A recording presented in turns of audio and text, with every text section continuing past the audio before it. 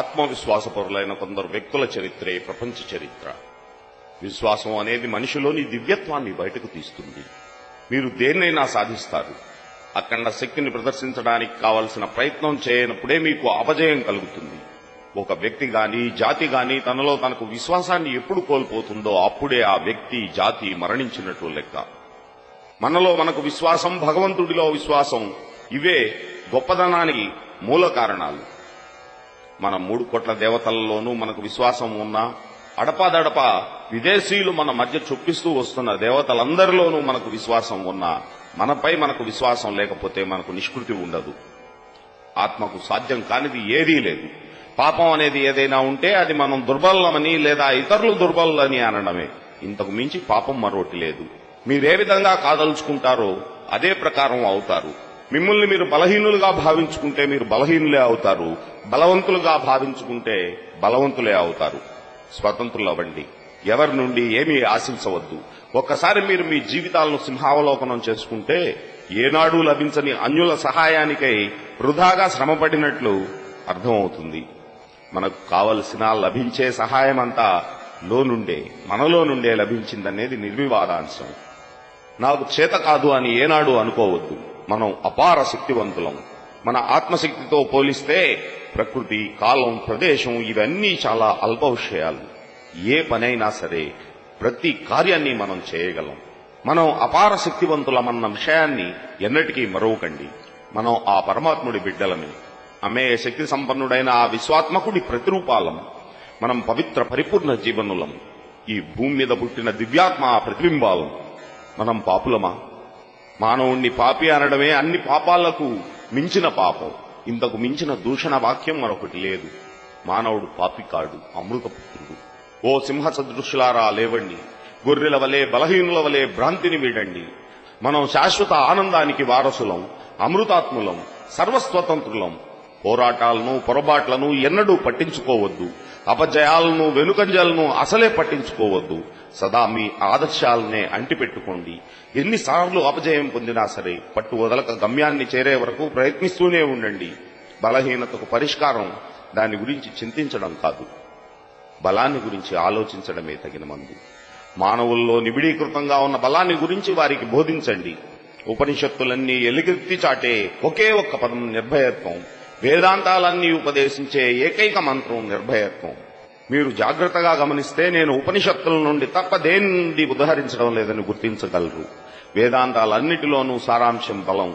ఈ ఒక్క మాటలోనే సారాంశం అంతా ఇమిడి ఉంది. యువకులకు నేనిచ్చే సలహా ఒక్కటే, బలవంతులై ఉండండి. బలహీనులుగా ఉండి భగవద్గీత పఠించడం కంటే బలవంతులై ఆడేవారిని భగవంతుడు దగ్గరకు తీస్తాడు. మీ కండలను బలవంతంగా చేస్తే భగవద్గీతను మరింత బాగా అర్థం చేసుకోగలరు. బలమే ప్రాణం, బలహీనతే మరణం. బలమే సంతోషం, శాశ్వతం, అమృత జీవనం. బలహీనతే ఎడతెగని ప్రయాస, దుఃఖం. బలహీనతే మరణం. విజయాన్ని సాధించాలంటే అద్భుతమైన పట్టుదల, సంకల్ప బలం ఉండాలి. పట్టుదల గల వ్యక్తి నేను ఈ సముద్రాన్ని దాటగలను, కొండలను పిండి చేయగలను అని అనగలడు. ఈ రకమైన సంకల్ప బలాన్ని, శక్తిని కలిగి కష్టపడి పనిచేస్తే మన గమ్యాన్ని మనం తప్పక చేరగలం. బలమైన, ఉత్సాహవంతులైన, శక్తివంతులైన, విశ్వాసపాత్రులైన యువకులు 100 మంది లభిస్తే ఈ ప్రపంచ చరిత్రను మార్చవచ్చు. భేరీలు, తూర్యనాదాలు, డంకా నగారాలు, వీటి ఘోషను వినండి. మన బాలురులో శక్తిని, ఉత్సాహాన్ని, సమర శంఖారావాన్ని పూరించండి. తిని కూర్చుని వృధాగా కాలక్షేపం చేసే అజ్ఞాన జీవనం కంటే మరణమే మేలు. పరాజయం పొంది మనుగడ సాగించడం కంటే రణరంగంలో ప్రాణాలర్పించడం ఉత్తమం. అకర్మణ్యతను మీ నుండి పారద్రోలండి. రండి, వీరోచిత కార్యాన్ని ఏదైనా చేద్దాం. మనస, వాచ, కర్మణ త్రికరణ శుద్ధిగా తాము చేసే పరోపకార కార్యాల ద్వారా ప్రపంచాన్ని సంతోషపరిచేవారు. ఇతరులలోని సౌశీల్యం చిన్నదైన పర్వతమంతగా పెంచి శ్లాఘించడం ద్వారా హృదయాలను వికసింపజేసేవారు మహాత్ములని అనిపించుకుంటారు. ప్రతి వ్యక్తి తన శక్తి కొద్ది శ్రమ చేయనిదే ఏ కార్యమైనా సాధ్యమవుతుందా? క్రియాశీలిని, సింహసదృశ ధైర్యవంతులను మాత్రమే విజయలక్ష్మి వరిస్తుంది. వెనుక్కు చూడవలసిన పని లేదు. ముందుకు, మున్ముందుకు సాగండి. అంతులేని శక్త్యుత్సాహాలు, ధైర్యం, సహనం ఇవి ఉంటేనే ఘనకార్యాలు సాధ్యపడతాయి. నిరాశపడవద్దు. మీరు నడిచే బాట కంటకావృతమైన, కీకారణ్యమైన వెనుకడుగు వేయవద్దు. లేవండి, మేల్కోండి, మీ గమ్యాన్ని చేరండి. గీతలో శ్రీకృష్ణ పరమాత్ముడు సైతం అర్జునునకు ఉపదేశించిన ఉపదేశం ఇదే. క్లైబ్యం ఆస్మగమః పార్థ నైతత్వయుపపద్యతే క్షుద్రం హృదయ దౌర్బల్యం త్యక్తోతిష్ట పరంతప. రోగాలు, చావులు, దురదృష్టం, దైన్యం ఇవేవీ మనకు లేవు. మనం విలపించవలసిన పనే లేదు. నీవు శాశ్వతుడు అని గుర్తించు. జనులు నిన్ను ఏమైనా అనని నీవు నీ గమ్యాన్ని అంటిపెట్టుకో. అలాగైతే నే కావలసిందంతా నీకు దక్కుతుంది. వీరిని వారిని నమ్మడం కంటే మిమ్మల్ని మీరు నమ్మడం అనేది చాలా ముఖ్యం. ఆత్మవిశ్వాసం పెంపొందించుకోవడం అనేది సరైన పద్ధతి.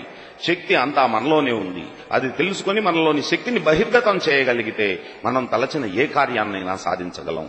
సంపూర్ణ ఆత్మవిశ్వాసం, బలం కలిగి ఉంటేనే కాలకూట విషాన్నైనా అమృతంలో త్రాగవచ్చు.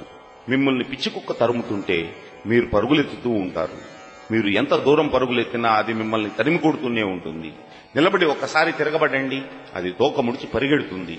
ఎలాంటి భయంకర పరిస్థితినైనా సరే ఎదిరించి ధైర్యంగా నిలబడగలిగితే ఏ పరిస్థితి నిన్ను ఏమీ చేయలేదు. లేచి నిలబడి ధైర్యంగా పోరాడండి. ఒక్క అడుగు కూడా వెనక్కు వేయవద్దు. గ్రహతారులు గతులు తప్పని, ప్రపంచమంతా ఎదురు తిరగని మన గమ్యం నుండి వెనుకంజ వేయవద్దు. మరణం అంటే కేవలం దుస్తులను మార్చుకోవడమే. అటువంటి దాని గురించి ఆలోచన ఎందుకు? పిరికి వాళ్లై మనం సాధించేదేమీ లేదు. వెనుకడుగు వేసినందువల్ల వచ్చే ఆపద రాకమానదు. ప్రపంచంలోని దేవతలందరినీ ప్రార్థించినా నీ దుఃఖం తీరదు. నీకై నువ్వు పోరాడు, విజయం సాధించు. అప్పుడు ప్రతి దేవుడు నీకు అండగా నిలబడి ఆశీర్వాదాలందిస్తాడు. దానివల్ల ప్రయోజనమేమిటి? అనంతమైన ఆత్మస్వరూపుడవు నీవు. బానిస బ్రతుకు బ్రతకవలసిన పని లేదు. మేలుకో, లేచి ధైర్యంగా నిలబడి పోరాడు.